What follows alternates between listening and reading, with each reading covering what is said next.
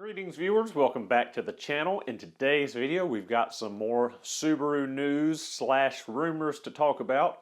This will be regarding the 2021 Impreza WRX STi.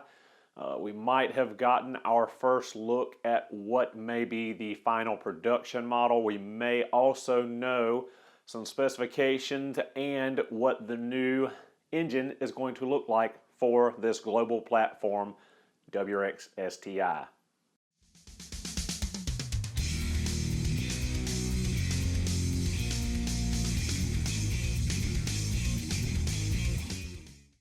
So just a few days ago I was scrolling around on Instagram and happened to find a render of what may very well be the new FA24 that is tuned for the new STi. Speculation right now is predicting the engine will have 400 horsepower and 361 foot-pounds of torque. We're going to have a picture up of this new engine. As you can see, there's a lot of similarities with the current FA24, and there's also a lot of new features on this engine as well. We see, looking at the render, that it's going to use a polycarbonate intake manifold, which is new for the STi engine. Previously, they've stuck to the aluminum red powder coated intake, but now we see a black polycarbonate intake. Top mounted intercooler still in place, has been the case for many years with turbocharged Subarus. We have some kind of polycarbonate plastic charge pipe between the turbocharger and the intercooler. We see that the turbocharger is offset. It's not square under the crank pulley like it is in the FA20 DIT that is in the WRX model. So this may very well have unequal length headers and may still have the boxer rumble to it. Not sure, all speculation at this point. As I said, this is a rumor. We don't even know if this is the actual engine. As you can see right under the crank, we have a large catalyst.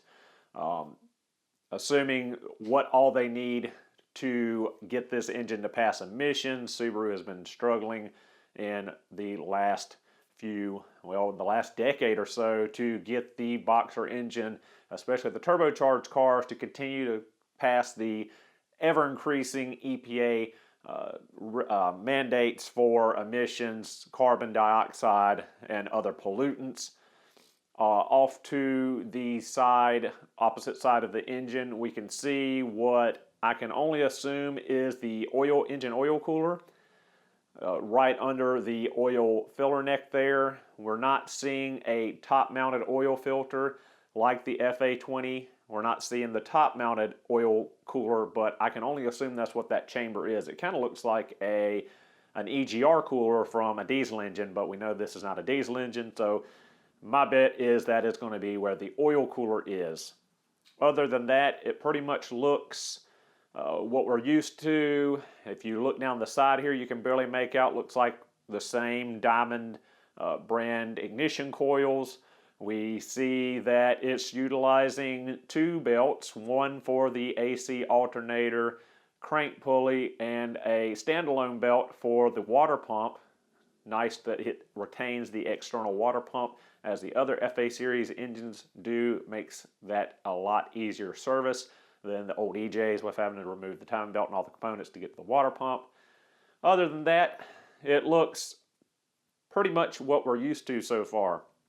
Bigger intercooler, of course, than the Ascent, the Legacy XT, Outback XT have. So what do you guys think of the new render of the FI20 DIT STi engine?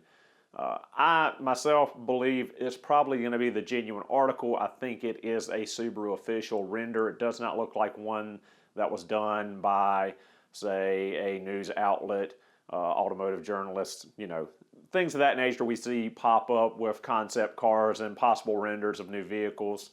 So I'm pretty sure this is the genuine article. 400 horse would really benefit the STi. It's still kind of underpowered for today's sports car segment, but still it's a 100 horsepower boost. Well, technically 95 horsepower boost from The current STi model, actually it might be 90, I can't remember. I think they actually uprated the STi to 310 over the 305, but 5 horse doesn't really matter. But anyway, what do you guys think? Is 400 horsepower going to be enough for the new STi?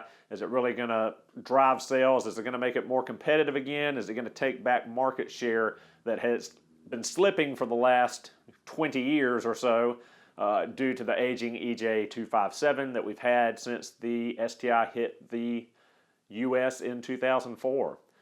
Aside from that, we may know what the final STi production car is going to look like. I found this render here.